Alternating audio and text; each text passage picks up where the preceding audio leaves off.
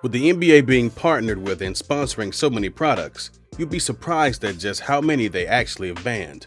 NBA stars like Jimmy Butler, Drew Holiday, De'Aaron Fox, and Montrezl Harrell were some of the notable players to wear the ninja-style headbands. Even LeBron James and Russell Westbrook rumored to plan wearing the popular ties next season. The ninja-style headband's rise to prominence was after Nike became the official apparel provider for the NBA at the beginning of the 2017-18 season. At the start of the 18-19 season, the league was allowing its players to wear the Nike Court Dri-Fit 2.0, made popular by professional tennis players like Rafa Nadal and Roger Federer. NBA spokesman Mike Bass told ESPN, "The ninja-style headwear is not a part of the NBA uniform and hasn't been through the league approval process. Teams have raised concerns regarding safety and consistency of size, length, and how they are tied, which requires a thorough review before consideration of any rule change." Bass said that players who wore the headwear last season, including Butler, Holiday, Harrell, Karl-Anthony Towns, and Jarrett Allen, were not penalized. Going forward, players will be fined for each game wearing that style headband.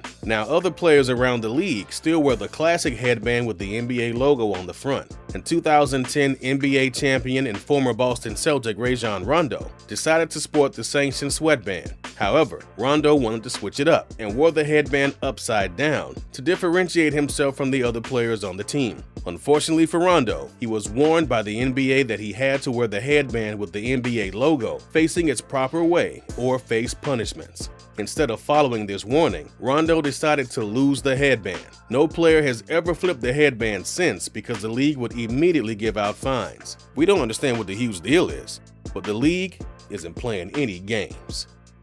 Plenty of NBA players around the league over the years have had a one-of-a-kind unique style both on and off the court, and many players you see in today's league often showcase their fashion pre-game or during interviews.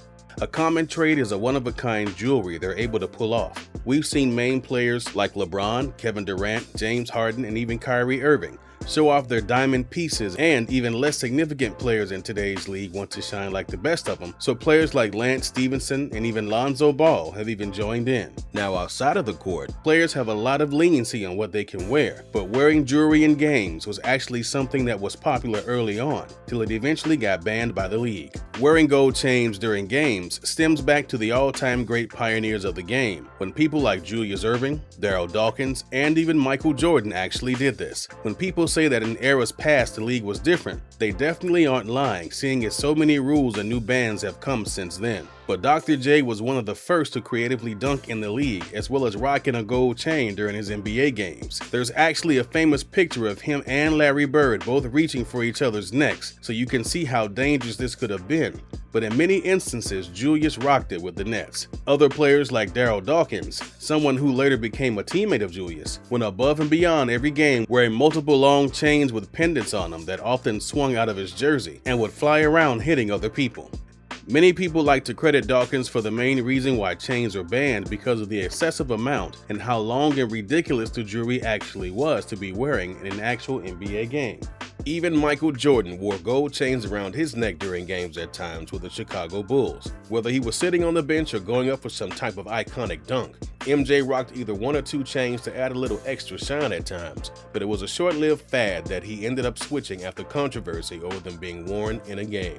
Dozens of players have worn face masks in the NBA over the years. Rip Hamilton broke his nose in 2003 and wore a face mask for the rest of his career, becoming his signature trademark. Clear masks we've seen time and time again, but why does the secret of black masks come out only during rare and unique occasions of legendary players? And why exactly did it get banned from the league? During the 2012 NBA season, Kobe Bryant was still putting up huge numbers with the Los Angeles Lakers. Based off the season, Kobe would acquire another All-Star selection, but this All-Star weekend would stick with him forever. Kobe Bryant took an ugly shot to the face from Miami Heat star Dwayne Wade, but finished out the game before getting evaluated. However, the CT scan, according to ESPN, revealed a nasal fracture. Although Kobe has been diagnosed with a concussion and a fractured nose, he found a way to keep playing at a high level. Kobe has scored over 30 points in 3 games where he had the mask on. The mask Mamba was on a tear, but it didn't matter because the NBA wouldn't let him wear it again.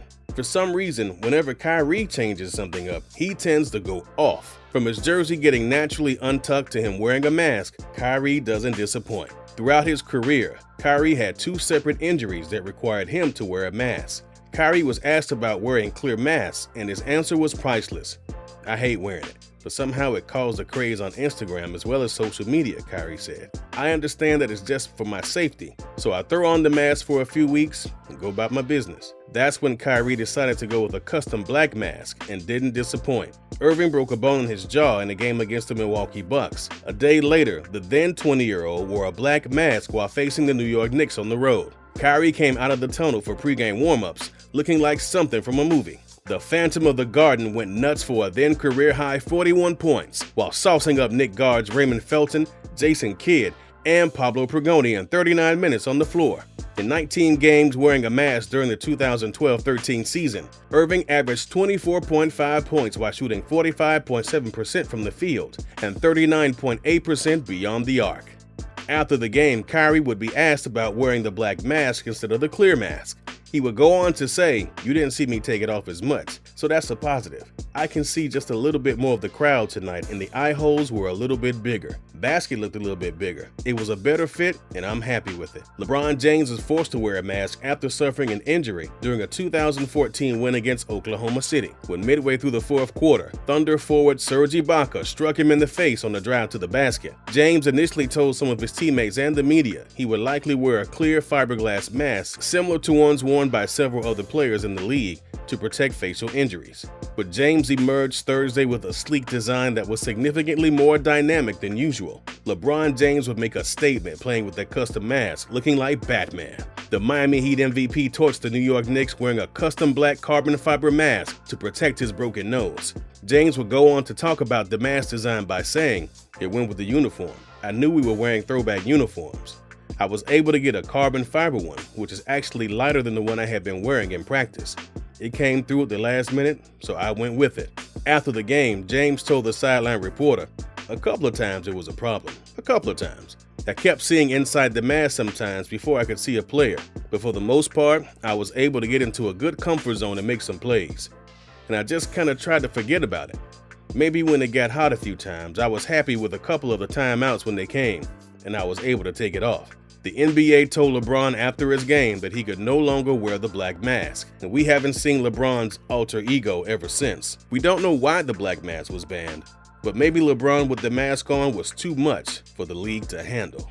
In late 2018, the NBA notified J.R. Smith that he could face a fine for each game he fails to cover up a new tattoo on his right leg. J.R. rocked a new tattoo on the back of his right leg displaying the company logo of Supreme, which was his way of showcasing a brand he loves under the spotlight. But Smith's tattoo, which is of a company logo, doesn't follow the guidelines set by the NBA of the collective bargaining agreement. Article 37 states that a player may not, during any NBA game, display any commercial, promotional, or charitable name, mark, logo, or other identification, including but not limited to on his body, in his hair, or otherwise.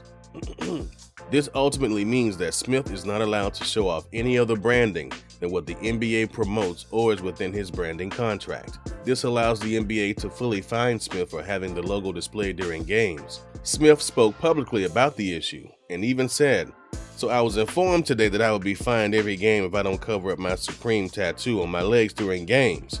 These people in the league office are something else." And in the caption, he added that he felt targeted by the league. Prior to this year's season beginning, Lonzo Ball also dealt with a similar situation surrounding his own brand.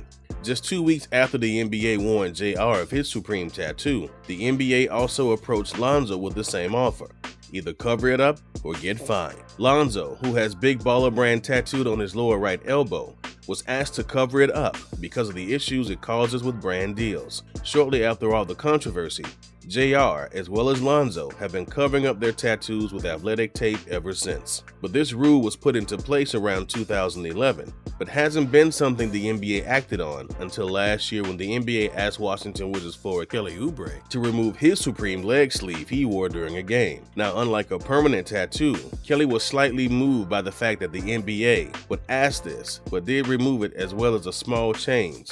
And even J.R. Smith was involved with the Supreme issue then, as well as when he he wore an arm sleeve from the company. During a highly anticipated matchup against the LA Lakers and Lonzo Ball under the spotlight, Smith took to the court rocking the latest creation from the billion-dollar brand Supreme. On his left arm, the shooting guard rocked a dry-fit Nike shooting sleeve featuring the NBA logo with the iconic slanted Supreme script. I thought the sleeve was dope. Obviously, Supreme is an amazing brand, but the fact that they did a collaboration with Nike and the league, it felt like a no-brainer to me. The shooting sleeve was released in 2 colors, black and red, online and in-store, but quickly disappeared forever after these 2 instances. Another instance surrounding brand issues was when Iman Shumpert headlined the NBA News back in 2013 when playing for the New York Knicks. One night he actually got an Adidas logo shaved into the back of his head. For Shumpert, he's always been known for his unique identity both on and off the court, his unique fashion sense, and of course, a one-of-a-kind high-top hairstyle, so he didn't think there'd be an issue with his design. During a Friday night game against the Bucks, the NBA happened to notice the logo.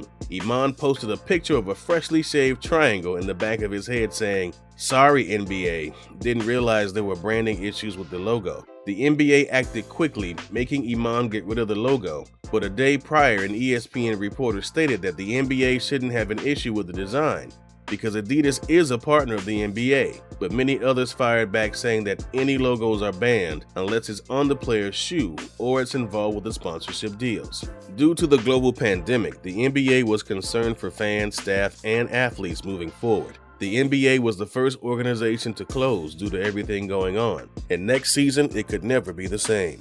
Until we no longer have to socially distance, it's safe to expect that we can't cram fans into a venue, much less 20,000 during live NBA games. Another huge problem that the NBA will have to face next season is the fact that the NBA is a close-quarter physical sport. With a nationwide stay-at-home order and the law saying we need to stay 6 feet apart, how are the players supposed to play right next to each other? The league could make all NBA athletes wear masks to play. Some states have gone as far as to make wearing a mask during this pandemic a state law. We don't want to destroy any progress made during this difficult time, and once the NBA had one player infected, the league was shut down immediately. If the players have to wear approved masks from the government to prevent anything from happening, there would be no tolerance for custom-made masks. This is a serious topic, so the league would have to crack down by banning any custom masks with the potential of giving out fines. If you've enjoyed this video, then we're sure you'll enjoy the next one. Click on right now and enjoy.